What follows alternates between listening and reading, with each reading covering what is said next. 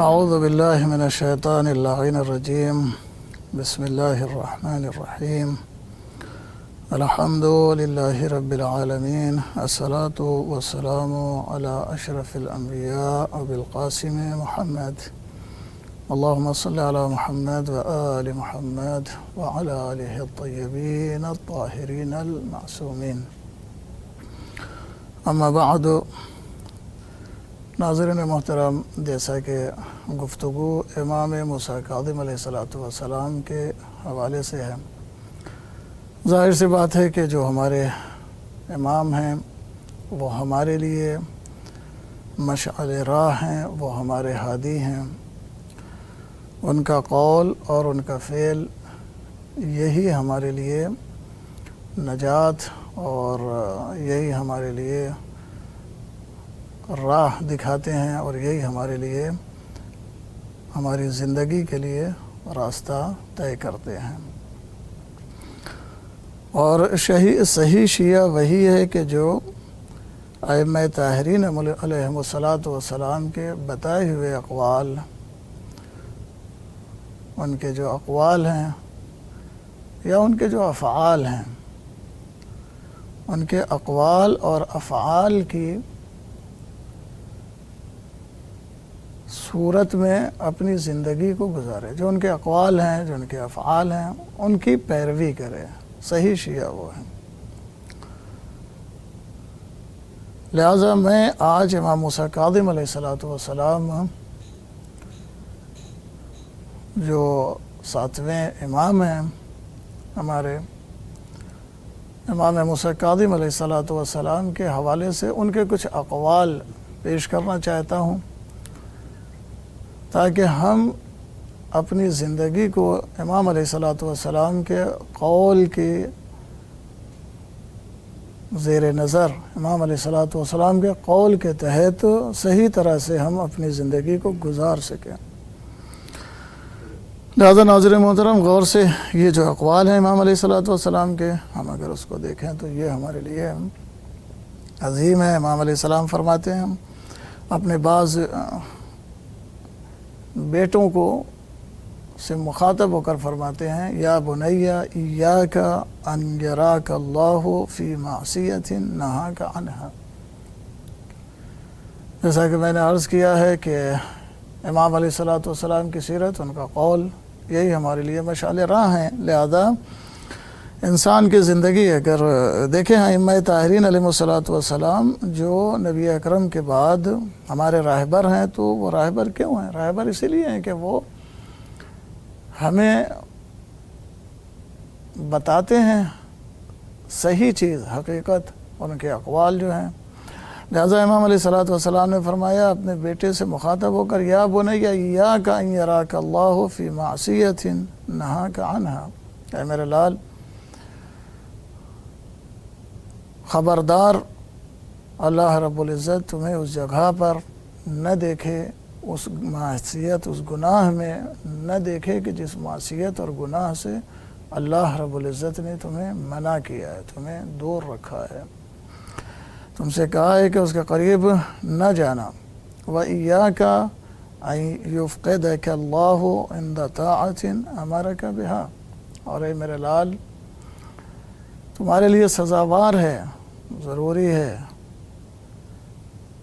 کہ اللہ رب العزت نے جس طاعت کے لیے تمہیں حکم دیا ہے، اللہ کی جس اطاعت کے لیے اللہ نے تمہیں حکم دیا ہے، تم وہاں پر دکھائی نہ دو. یعنی کیا مطلب؟ یعنی اللہ نے تمہیں نماز پڑھنے کے لیے حکم دیا ہے، تو جب نماز کا حکم ہو جائے، نماز کا وقت ہو جائے، تو تم نماز کے وقت پر نماز قائم کرو. اللہ نے جن باتوں کا حکم دیا ہے، لہذا اس سے تم جو ہے تمہارا فرار نہیں ہونا چاہیے.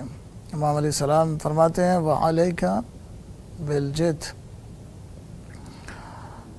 اور تمہارے لیے کوشش کرنا بہت زیادہ ضروری ہے. وَلَا تَخْرُجَنَّ نَفْسَكَ مِنَ التَّقْصِيرِ فِي عِبَادَةِ اللَّهِ وَطَاعَتِهِ.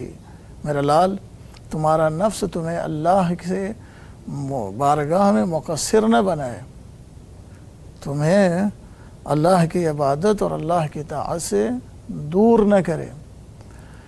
فرماتے ہیں فَإِنَّ اللَّهَ لَا يُعْبَدُ حَقَّ عِبَادَتِهِ، اور میرا لال یہ سمجھو کہ تم نے اگر اللہ کی کتنی بھی عبادت کر لی تو یہ نہیں ہو سکتا ہے کہ تم اللہ کی ویسی عبادت کر سکو کہ جیسی اللہ کی عبادت کرنے کا حق ہے۔ کوئی بھی اللہ کی عبادت ویسی نہیں کر سکتا ہے کہ جیسی عبادت کرنے کا حق ہے۔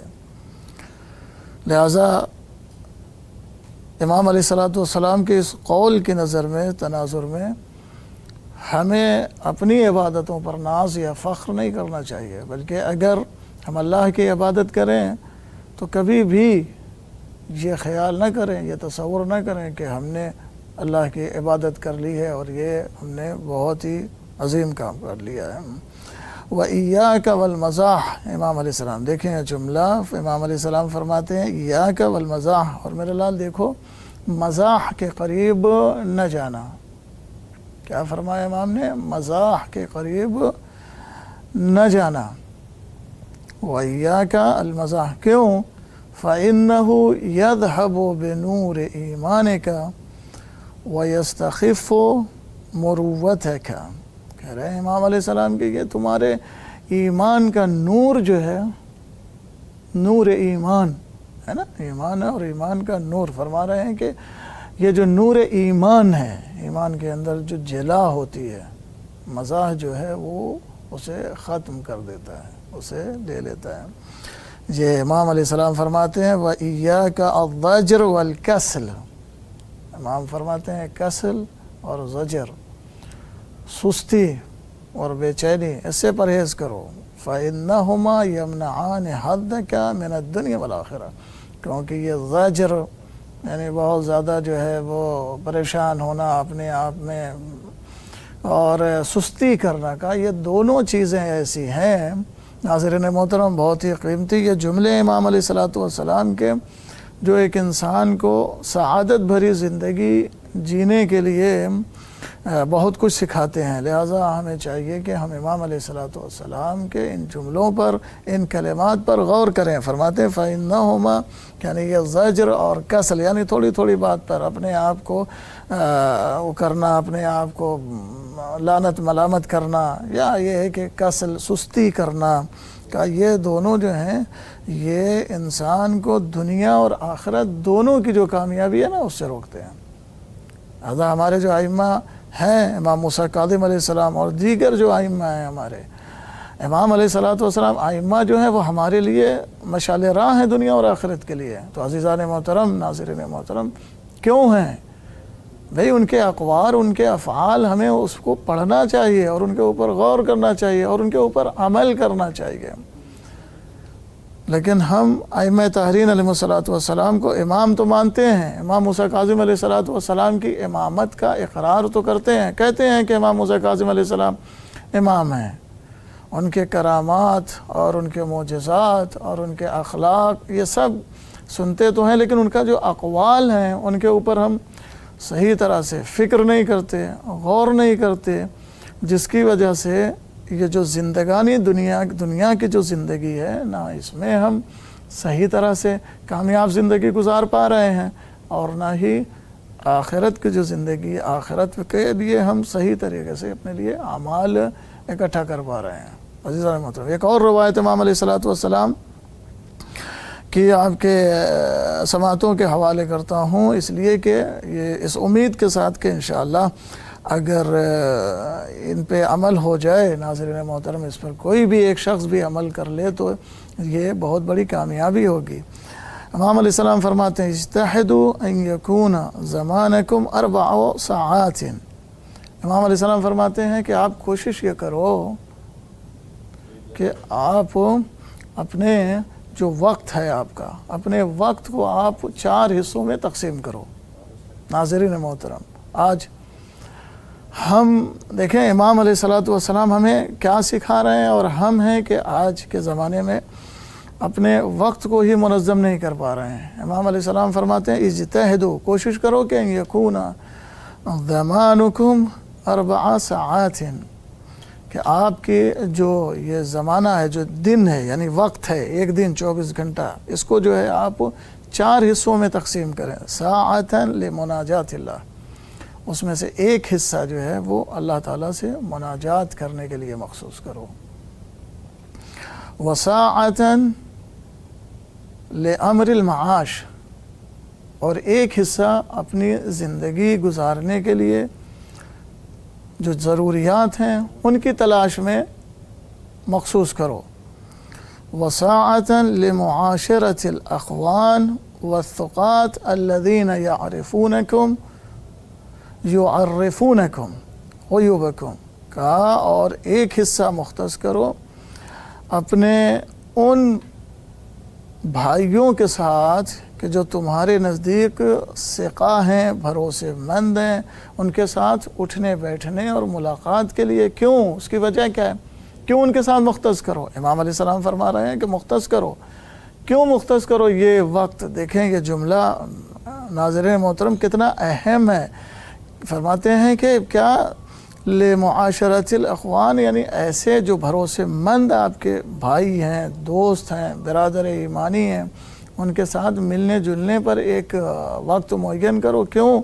کہا لیعرفونکم عیوبکم، تاکہ وہ جو لوگ تمہارے برادر ایمانی ہیں، جن کے اوپر تمہیں بھروسہ ہے، جو تم سے محبت کرتے ہیں، جو تمہاری بھلائی چاہتے ہیں، وہ کیا کرتے ہیں؟ وہ تمہارے عیوب کو تم پر ظاہر کرتے ہیں، بتاتے ہیں، بتائیں گے.